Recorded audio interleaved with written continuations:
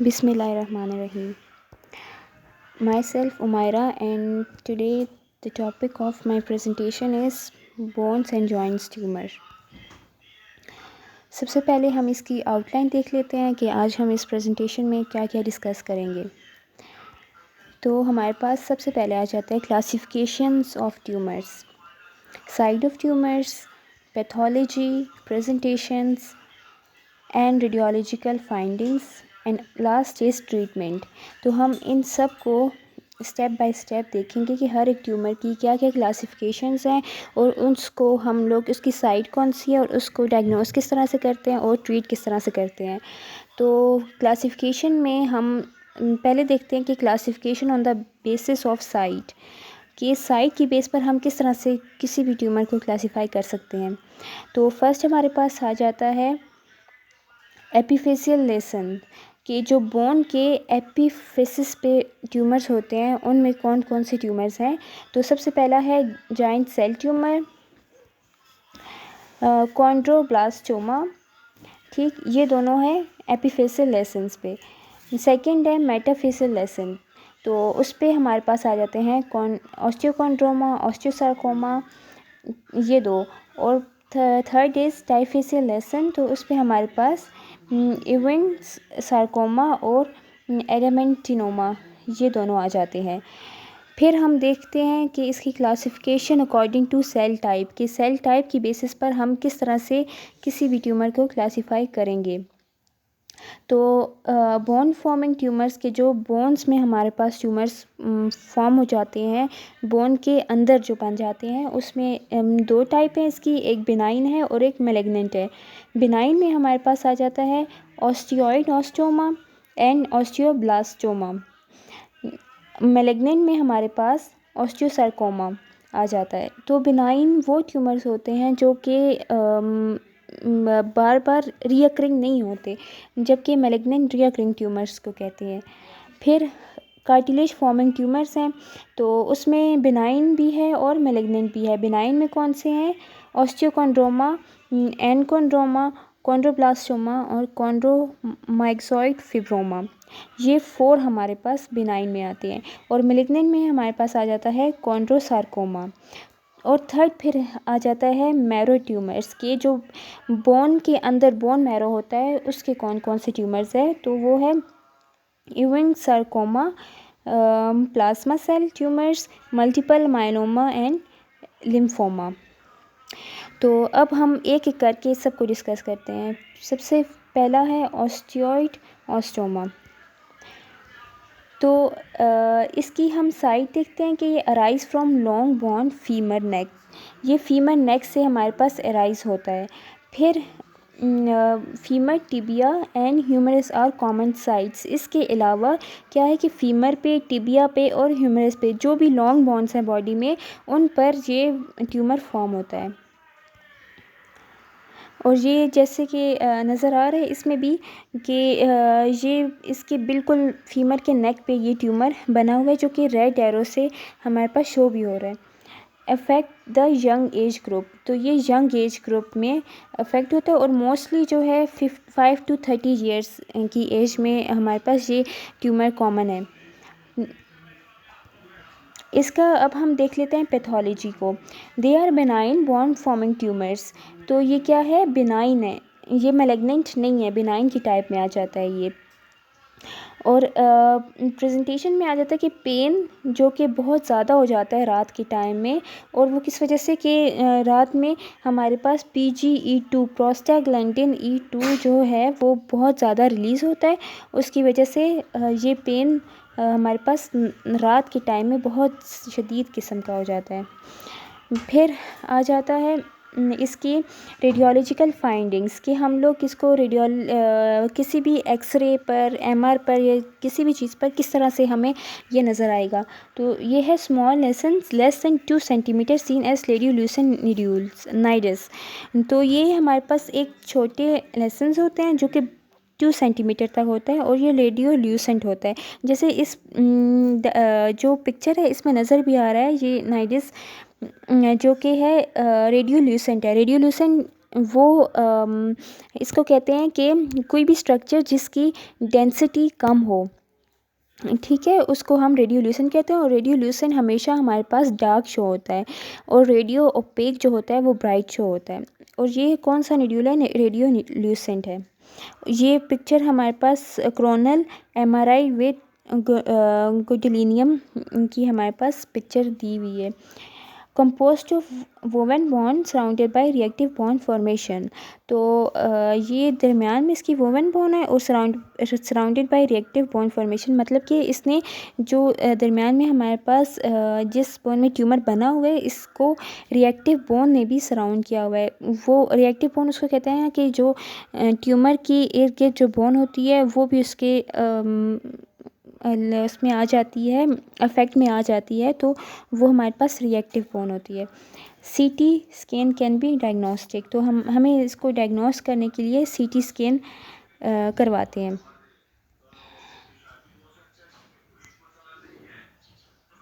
फिर है हमारे पास ऑस्टियोइड ऑस्टोमा की ट्रीटमेंट में हील ओवर 2 to 3 ईयर्स। ये खुद भी हील हो सकता है 2 to 3 ईयर्स में।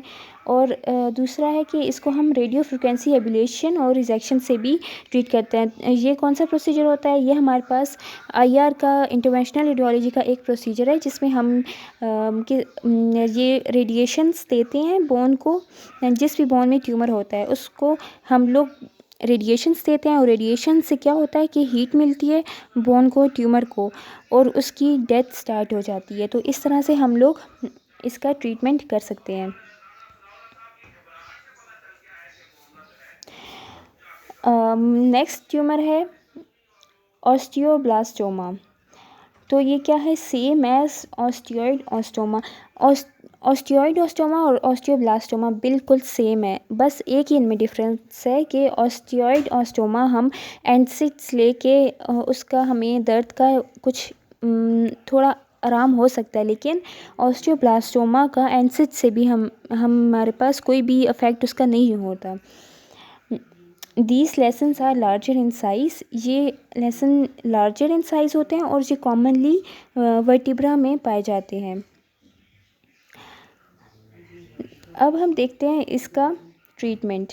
तो ट्रीटमेंट में आ जाता है कर्टेज और एक्सेशन और depending upon side of lesson. तो कर्टेज ऐसा हमारे पास प्रोसीजर है जिसमें क्या करते हैं हम लोग, ये जैसे इस फिगर में शो भी हुआ है, बोन को हम लोग ड्रिल करते हैं, ठीक है, जहाँ पे ट्यूमर होता है उसको हम लोग स्क्रैप करते हैं। तो वो स्क्रैप करने से क्या होता है कि वो ट्यूमर और वो अफेक्टेड बोन, रिएक्टिव बोन जो होती है वो हम उसमें से निकाल देते हैं और फिर क्या करते हैं कि उसको दोबारा से हम लोग फिक्स कर देते हैं। नेक्स्ट हमारे पास आ जाता है ऑस्टियोसार्कोमा। तो जिस भी ट्यूमर के आगे सार्कोमा का वर्ड होता है, प्रीफिक्स होता है, तो उसका मतलब ये होता है कि ये मैलिग्नेंट है। Most common primary malignancy of bone in children. तो ये मोस्ट कॉमनली मैलिग्नेंट ट्यूमर है चिल्ड्रंस में। Most common sites are knees and upper arm. तो ये नीज और अपर आर्म में मोस्ट कॉमनली प्रेजेंट होते हैं। Affect metaphysis of long bone.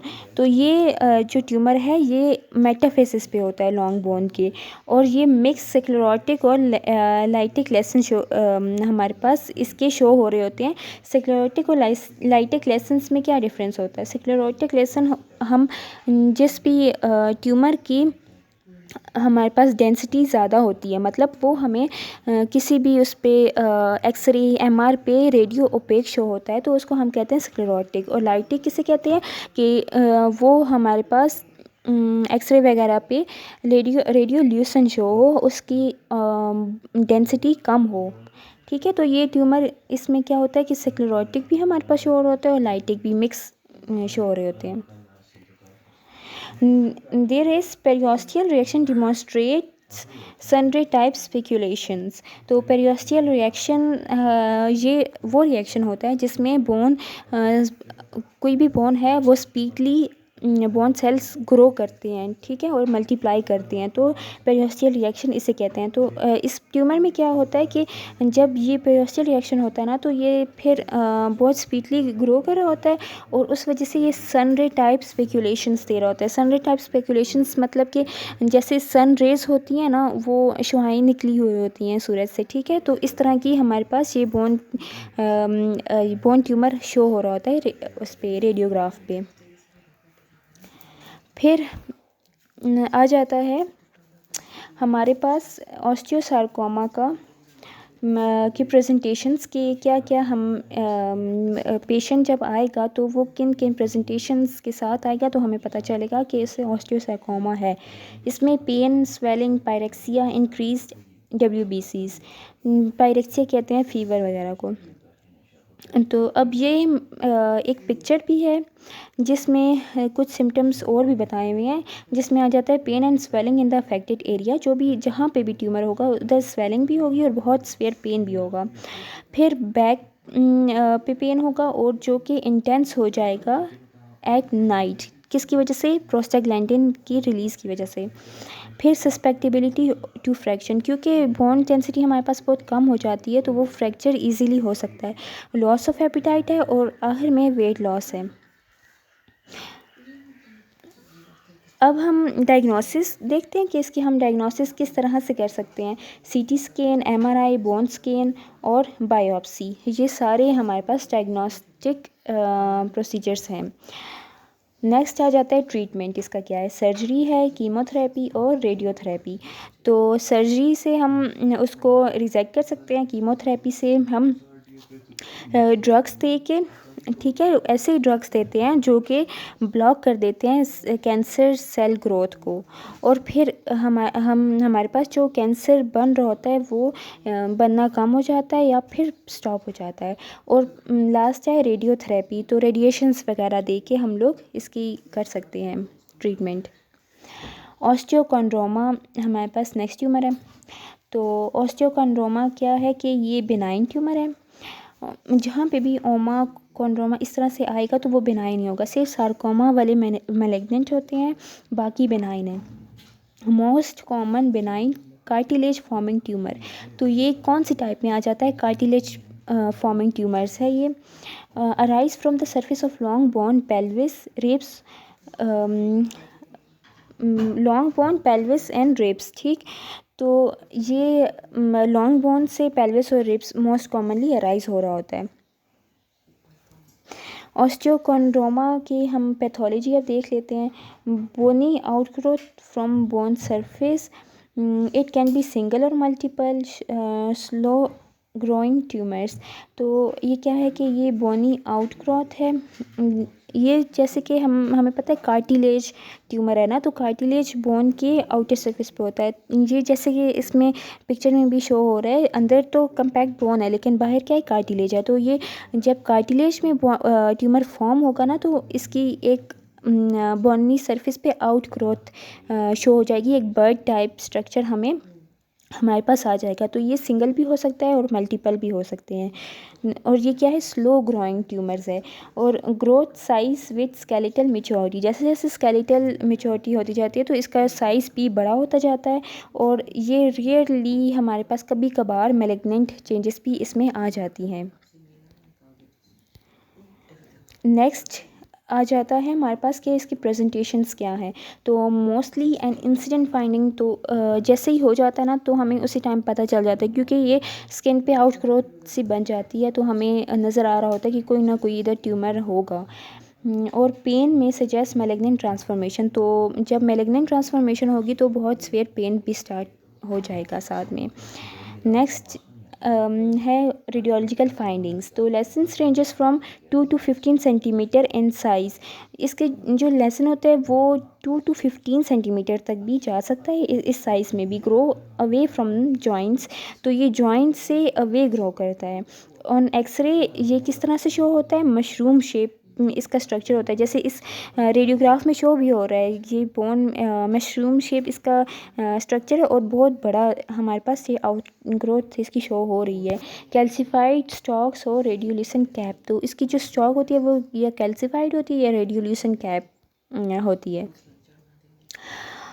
ऑस्टियोकोंड्रोमा की treatment, symptomatic lessons should be surgically rejected. तो जब हमारे पास लेसन्स सिम्टोमेटिक हो जाते हैं, मतलब सिम्टम्स देने लग जाते हैं, तो हम उसे सर्जिकली रिमूव कर देते हैं। एसिम्टोमेटिक को हम ऑब्ज़र्व करते रहते हैं, ठीक। और लास्ट में हम क्या करते हैं, मैलिग्नेंट ट्रांसफॉर्मेशन इसकी सस्पेक्ट होती है जब वो बहुत ज़्यादा पेनफुल हो जाता है। इसमें types of surgical rejection of tumours, तो ये इधर दी हुई है पिक्चर में कि सर्जिकल रिजेक्शन की ये कुछ टाइप्स हैं, जिसमें मार्जिनल रिजेक्शन है। तो ये जो येलो है उसके अंदर डॉट है, डॉट ट्यूमर है। अगर तो हम सिर्फ ट्यूमर का रिजेक्शन करेंगे तो इंट्रालेशनल रिजेक्शन उसे कहते हैं। उसके जो ट्यूमर्स के मार्जिन्स हैं उसका भी रिजेक्शन करेंगे तो वो मार्जिनल रिजेक्शन होगा। वाइड रिजेक्शन, मार्जिन से बाहर कुछ एरिया को अगर हम रिजेक्ट कर लेंगे तो उसे क्या कहते हैं, वाइड रिजेक्शन।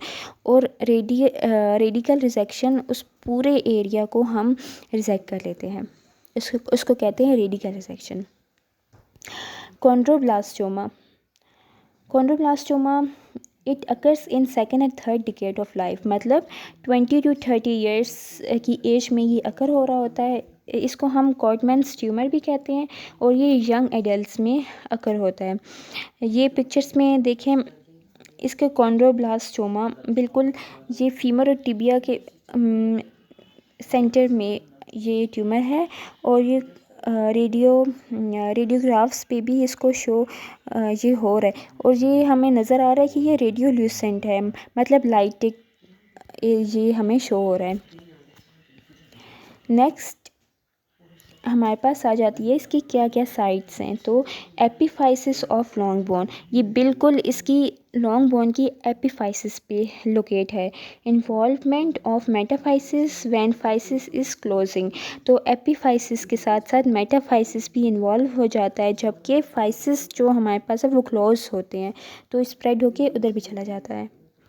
नेक्स्ट है कॉन्ड्रोब्लास्टोमा, तो इसकी हम पैथोलॉजी देख लेते हैं कि कॉन्ड्रोब्लास्टोमा की पैथोलॉजीज़ क्या हैं। बिनाइन ट्यूमर है हाइलन कार्टिलेज का, अराइज विद इन फाइसिस, तो ये फाइसिस में अराइज होता है। क्या हाइलन कार्टिलेज का बिनाइन ट्यूमर है। Contain lobules of well circumscribed cartilage, तो इसके जो है हमारे पास लोब्यूल शो हो रहे होते हैं जो कि well circumscribed cartilage, circumscribe cartilage मतलब एक सर्कल इसकी बाउंड्री होती है और ये लोब्यूलेटेड फॉर्म में होता है ये ट्यूमर।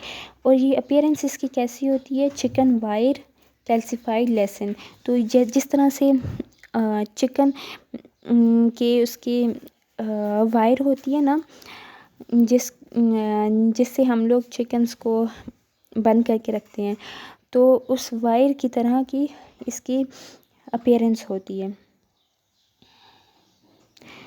नेक्स्ट है कॉन्ड्रोब्लास्टोमा की प्रेजेंटेशंस, तो diagnosis is delayed, patient typically has long history of joint pain, तो डायग्नोसिस इसकी हमारे पास बहुत लेट होती है और patient typically has long history of joint pain का मतलब है कि पेशेंट्स के बहुत ज़्यादा टाइम से उनको जॉइंट पेन हो रहा होगा इसकी वजह से, और ये कॉमनली ये नी जॉइंट में प्रेजेंट होता है। फाइंडिंग्स इसकी आ जाती है कि ये लाइटिक लेसन है एपिफाइसिस में। लाइटिक जैसे कि इधर नज़र भी आ रहा है, ये बिल्कुल रेडियोल्यूसेंट स्ट्रक्चर हमें शो हो रहा है किसी भी बोन में, बोन को बिल्कुल डिफ्रेंशिएट कर रहा है, डार्क एरिया हमें शो हो रहा है इस ट्यूमर का। ट्रीटमेंट में कर्टेज ये आ जाता है जो कि बेस्ट ट्रीटमेंट है, लेकिन क्या है कि ये इसका एक ये भी होता है कि it may lead to premature closure of physis resulting in growth disturbance, तो हम जब कर्टेज करते हैं तो बाज़ात इस तरह भी हो सकता है कि हम बोन मैरो को भी बीच में से उसको भी निकाल दें, तो जब बोन मैरो निकल जाएगा तो उसमें क्या होगा कि ग्रोथ रिटार्डेशंस डिस्टर्बेंस वगैरह आ जाएंगी, तो ये इसका साइड इफ़ेक्ट है। नेक्स्ट ट्यूमर है कॉन्ड्रोसार्कोमा, इट कॉन्स्टिट्यूट जैसे कि नाम से ज़ाहिर है कि ये मैलिग्नेंट ट्यूमर है, sarcoma. It constitute a heterogeneous group of neoplasm that have the production of cartilage matrix bye tumour cells. तो इसमें क्या होता है कि कार्टिलेज मैट्रिक्स जो होते हैं वो जो कार्टिलेज मैट्रिक्स होता है उसमें वो ट्यूमर सेल्स की वजह से वो बहुत ज़्यादा ग्रो होने लग जाता है, तो वो ये हमारे पास क्या बना देता है, ट्यूमर बना देता है।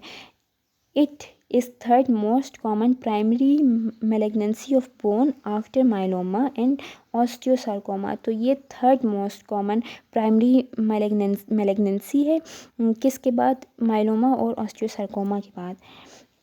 Majority of these grow slowly and rarely metastasizes। तो मेजॉरिटी क्या है कि ये स्लोली ग्रो करते हैं और बहुत कम केसेस में ये कैंसरियस के तरफ जाते हैं, मेटासाइज हो जाते हैं। Have excellent prognosis after adequate surgery.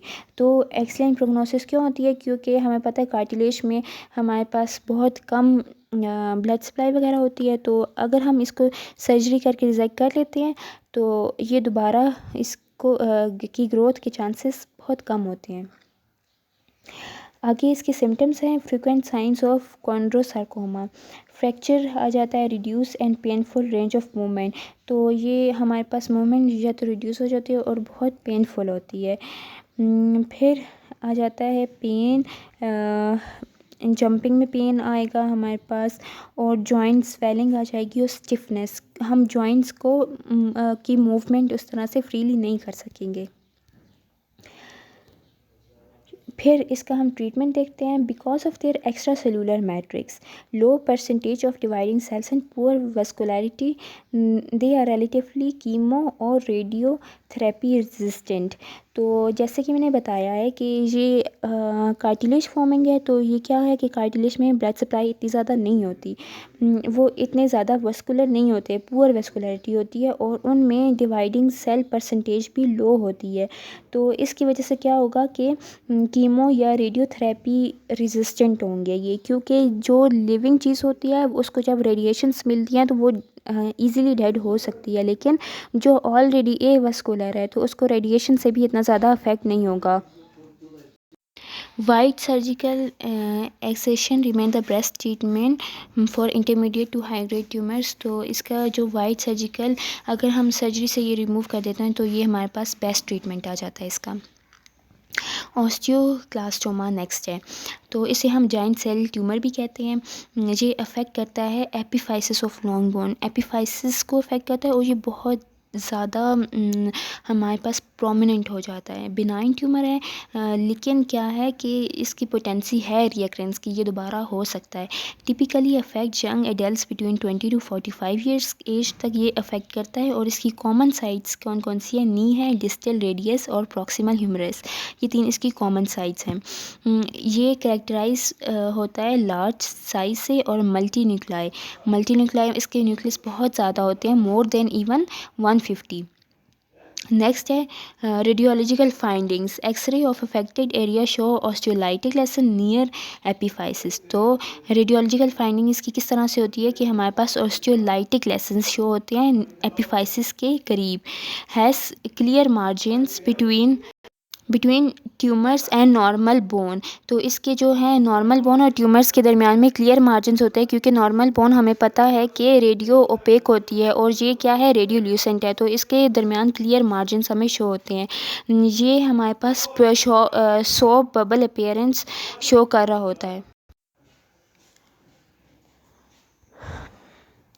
फिर इसका क्या आ जाता है, डायग्नोसिस। हम इसको डायग्नोस किस तरह से करते हैं, एक्सरे करते हैं, सीटी करते हैं, एमआरआई और बायोप्सी वगैरह। तो ये फिगर में शो हुआ है कि बायोप्सी किस तरह होती है, स्किन को हम लोग हटाते हैं, फिर क्या करते हैं कि बोन का हम लोग एक सैंपल छोटा सा ले लेते हैं और उसको बायोप्सी के लिए भेज देते हैं। तो इस तरह से हम लोग इसका टेस्ट कर सकते हैं। ऑस्टियोक्लास्टोमा के ट्रीटमेंट में क्या आ जाता है, surgical resection with adequate tumour free margins. तो क्या है कि इसको हम सर्जिकली रिजेक्ट कर देते हैं, ट्यूमर फ्री मार्जिन्स। ये जैसे इस बोन में है, ठीक, ये बोन इसका जहाँ पे ट्यूमर है हम लोग उससे ऊपर भी और नीचे भी जो सही बोन भी है उसको भी हम सर्जिकली रिमूव कर देते हैं और उसकी जगह क्या प्लेस कर देते हैं, एक आर्टिफिशियल हम बोन प्लेस कर देते हैं। जैसे इसमें शो हो रहा है कि ये पैटिला हमने रिमूव कर दिया है इसका। लास्ट ट्यूमर है यूविंग सार्कोमा। तो ये second most common malignant tumour है चिल्ड्रन में। Tumour affect diaphysis of tubular bone, तो ये डायफेसिस को अफेक्ट कर रहा होता है और ये कॉमन है फ्लैट बोन में, जिस तरह के स्कैप्यूला पेल्विस वगैरह हो गया। Rise from endothelial cell of marrow, तो ये जो बोन मैरो होता है उसके एंडोथेलियल सेल से राइज हो रहा होता है और usually present with the huge mass, जैसे कि इस पिक्चर में भी नज़र आ रहा है कि ये बहुत ज़्यादा मैसिव स्ट्रक्चर बन जाता है। तो ये बहुत मैसिव हमें शो हो रहा होता है देखने में भी। प्रेजेंटेशंस इसकी क्या है, fever, malaise, pain, more pronounce at night, lesions में बी लाइटिक, स्क्लेरोटिक और मिक्स्ड। तो लेसन्स लाइटिक भी हो सकते हैं, स्क्लेरोटिक भी या फिर मिक्स भी। अदर में localise pain, limb in the legs, limb वहाँ पे बन जाएगा जहाँ पे ये ट्यूमर होगा। फीवर है, वेट लॉस वगैरह है। फिर इसका हमें देखते हैं कि रेडियोलॉजिकल फाइंडिंग्स क्या हैं इसकी। Periosteal new bone formation occur in layering giving rise to onion peel appearance on X-ray. तो इसके जो एक्सरे पे हमारे पास onion peel type appearance show हो रही होती है, ठीक है। और फिर क्या है कि treatment combination of radiation and systemic chemotherapy.